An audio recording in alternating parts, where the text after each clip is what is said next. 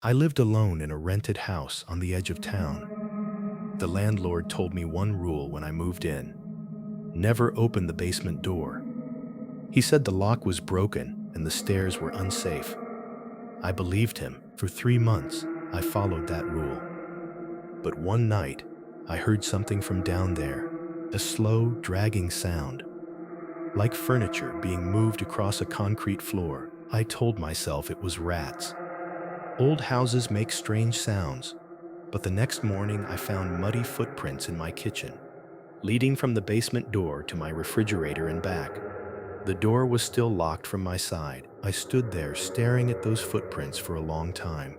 They were the size of a grown man's feet. Someone had been in my kitchen while I was sleeping upstairs. I called the landlord. He went quiet for a long moment. Then he said, "How long have you been hearing the sounds?" Not, "Is everything okay?" Not, "I will send someone." He already knew. He asked how long. I hung up and called the police. 2 officers arrived and broke the basement lock open. They went down with flashlights.